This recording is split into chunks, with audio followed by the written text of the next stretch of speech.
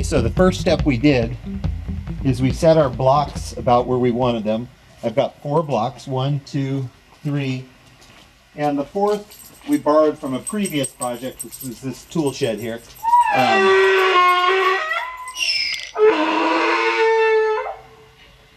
Okay, now that the donkey's done giving her opinion, let me finish. So we've got our 4 blocks, and the first thing I did was decide how tall I wanted my posts, and you want it to make so you can make a generous angle down from the roof. So I think I put mine, I put mine at 81 inches tall. It's going to depend on your house. As you can see, we have a manufactured home. It's elevated a little and whatnot. Anyway, so the first thing you do is decide how tall you want your posts, so that you can give it a generous drop on the slope. Then I set my post in. These blocks come with the metal part, the metal bracket already installed. So that's not something I had to do. So then all I had to do is set the post in the hole. Say hello to Finn. This is Finn. He's kind of wants to be on camera. So I set the post in the hole. Then where the hole is, can you show right here? Where the hole is in the bracket, I took a pin and drew a circle. And then then you're going to set the post down. So for example, let's say I had drawn my circle about here. Then what you do is you get the right size drill bit. This is obviously too small. You set it on you need to set it on a flat surface. I learned this the hard way. If you just try to eyeball it, you're not going to drill straight. So you want to put your drill right in the middle of that circle you made. And then most drills should have this on top. If you show this top part, there's a little level bubble. So what you do is as you're drilling, oh, we got kitty cat up above. Hi, Nibbles. All the animals want to be in on action. So once you have your point positioned, then don't watch the point anymore. Once you get that started, just watch your bubble here on top. So as you're drilling, the thing will be vibrating, but just try to keep that bubble in the center, and you will drill a straight hole right through that base of that. I learned that the hard way. I wasn't really paying attention. I thought I could just eyeball it, and then my line wasn't straight, and it's super important for it to be straight so that it goes through and pops out where the hole is on the other side of the bracket. And then what I do is I put a washer. I believe I used a 3/8 inch bolt here. You can use any size that'll fit through there, and I put a washer on each side, a washer and then a nut. And then you want to get them tight. If you get them fairly tight, not too tight, you're going to come back and tighten them later at the end. If you get them fairly tight, the wood will pretty much stay standing up. And then, so then the next thing I did was I came down to the end and I attached, I made sure this was level. So you want to use your level and make sure it's level going, on either side. And then I figured out how far I wanted it from the house. And then I just angled in 2 screws. I just screwed them at a nice angle into the house. I may come back later and put some brackets on either side. If you want to make it a little sturdier, a little bracket would be great. And then I put these straight into the post. So I put one at the bottom and one at the top. And as you can see here, you can kind of use this to make it level. I put it in the house first. I had my little holes there pre-drilled. Then you can kind of move the thing back and forth, put your level on it, move it back and forth, and then drill them in when you get it level. Okay, so once I had this first post in and the one on the far end, I went ahead and I put these, but they were just sitting here. Once I had those far ones screwed into the house, and I knew that those were all straight and square, then I had my lovely wife. This is her right here. I had her hold one end up, and then while she held that end up, this is a 20-foot long beam. Obviously you can get whatever size you need. She held that end up, and then I went ahead and screwed this one in here. And what I like to do is pre-drill those holes first and start the screws in. So once you're ready, then you can just finish them really fast. And then what you want to do is just put one screw in first. You want to put one screw in to hold it. Then you want to leave the other 2 for later. So put the one in, and I'll show you why. The reason you put the single one in is so then you come down here, and then this way you can put your level on top, and you can still move it up and down to make sure it's perfectly level. So By only having the one screw, it still lets it rotate, where if you put 2 or 3 screws, you're gonna have a hard time moving it. So I put the one screw in, set my level on top, got that level, and then bam, bam, bam, put those 3 screws. Now you know that the whole structure is pretty much square and level. Then you're gonna come back after that's done, and then you're gonna one at a time level these and put the cross beams into the house up on these as well. So I did this one and that one. All right, and then the next thing we're gonna do is go purchase some lumber for the slants, and then we're gonna get some more of the plastic roofing. So let's go get that. So next thing we're gonna do is cut our beams. So what I've done here is I've adjusted my saw. You need to figure out what the angle is that you're gonna do yours at. But I kind of trial and error. What you can do is if you have one extra board, you can kind of trial and error with it. And I figured out that mine is 15, 14, 13, 12 degrees. So I've twisted my saw a little bit to get a nice 12-degree angle. That's so it'll sit flush against the house. So then I'm gonna go ahead and cut that right at the edge there. So you want the saw to come out right at the corner so you don't lose much of the wood. Watch your fingers. Right about there.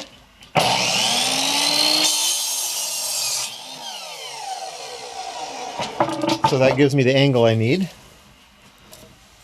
All right, and then once you have that cut, then you come up here, and so what I'm using here is I'm just using scraps that I found around the house. These are not probably the best thing, but I found these little metal strong ties. So I put a couple screws in there, and then as you can see, because of I cut that angle, it sits nice and flush against the house, even though it's at a nice generous angle. And so I put a couple screws into the strong tie and 2 into the 2x4. And I'm a little short on the strong ties, and this isn't going to be holding much weight since it's only 4 feet long. So, and we don't get super heavy snows here in where we live. So, and then where it touches here, I'm just going to put a couple, probably a screw in just at an angle from here down into this. So that's all I'm going to do. What's great is if you buy some metal strong ties, they have some that'll, there's little Gladys. So they have some strong ties that will hug the board on each side, and then you screw it. First you screw it down into this board, and then you set that in it, and then screw it on each side. That's probably the safest, best way to do it, but I'm just going to use what I got. So I'm just going to be putting a screw from here down in, or I could hit it from the back up in.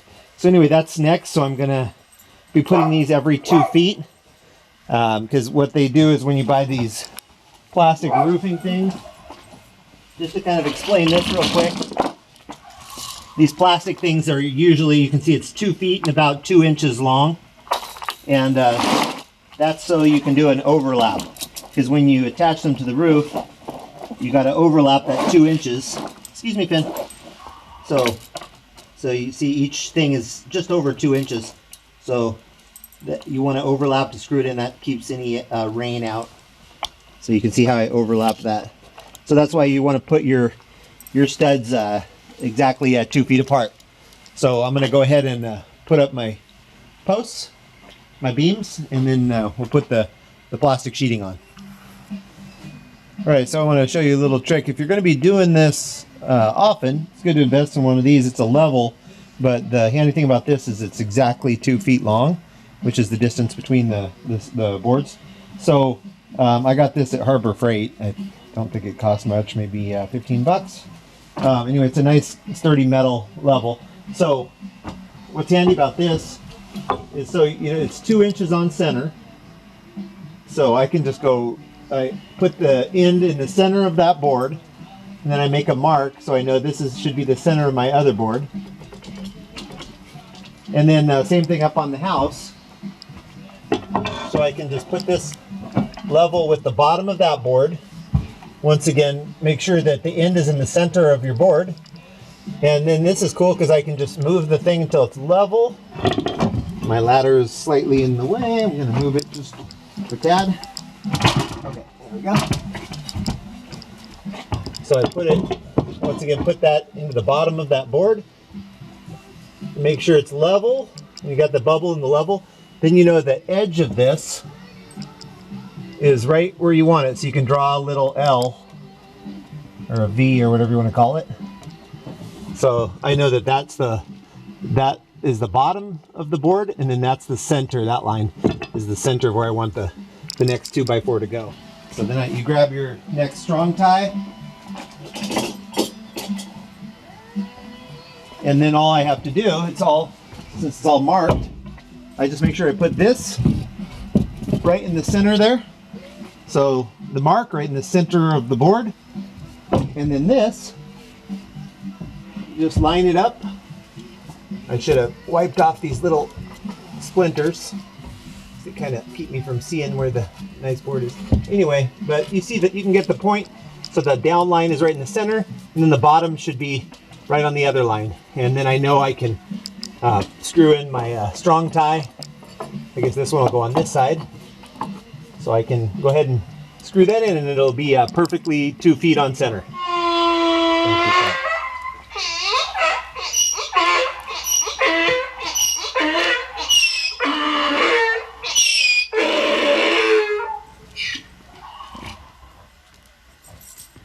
So that's our producer Minnie, the mini donkey, and she says she's ready.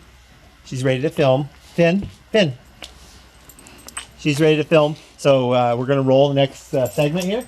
So as you can see, we're done with all the beams. Got all these nice beams up. I want to show you a little something I had to do. Sometimes you got to get creative. So as you can see, we had to go above a window here, and there wasn't enough room for a 2x4. So I got these little two little square deals, and then I cut a little extra slice off of them to prop them up, because they need to be up level with the other 2x4s or you'll have a problem.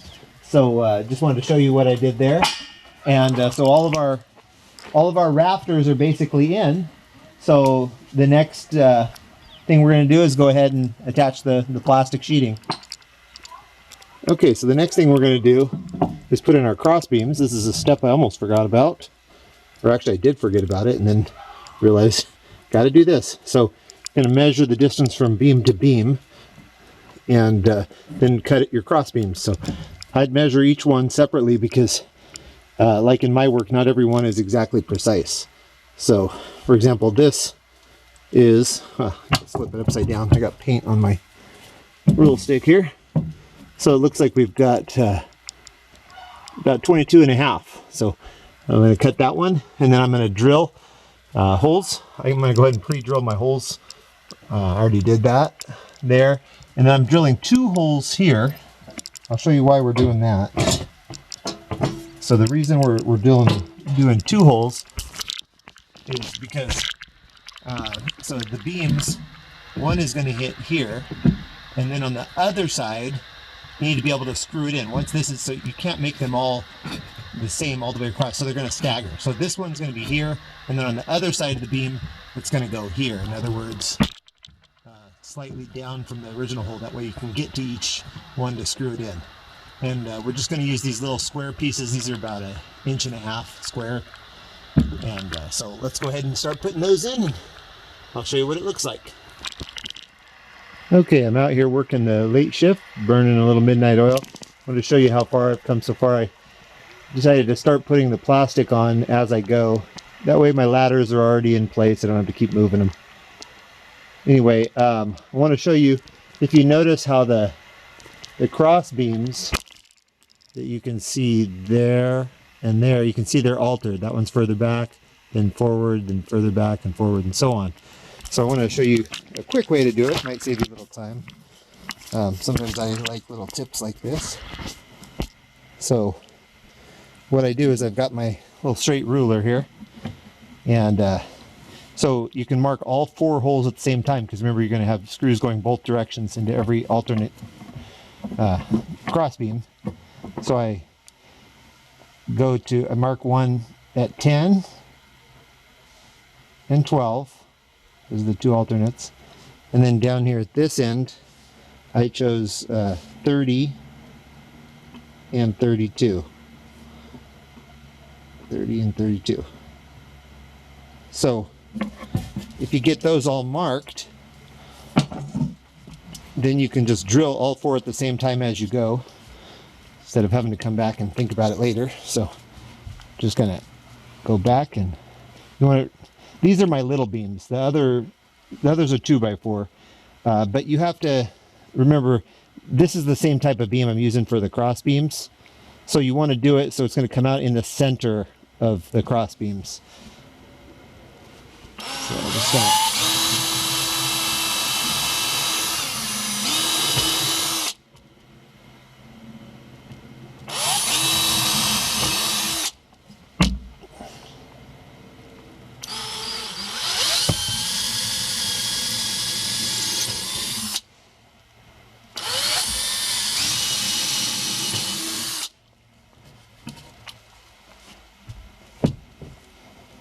all right, so got all my holes drilled. Now what I'm going to do is go ahead and place the screws and measure for the cross beams, and that's pretty much how I did to put all those in. Okay, so we're all finished now. I want to show you the final product. If you come look under here, you can see how we ended up doing the in-between rafters. There's our lovely donkey saying hello. So we've got, so you see how I told you earlier how I was staggering them. So you got one here, one there, and then one here and one there. So every other one staggers a little bit. And I think it came out pretty nice. As you can see, it's plenty big. It's 4 feet long. It's going to keep our back steps here nice and dry because it rains here a lot. And then I'll show you what I did on the end. I put a little piece of metal just to kind of hang off the edge to kind of keep the rain off of the side rafters. And it looks not super attractive, so that's optional. I didn't have any more plastic to use. So anyway, I hope you enjoyed the project, and if you're interested in doing that, we'd love to hear about the projects that you do, and thanks for watching.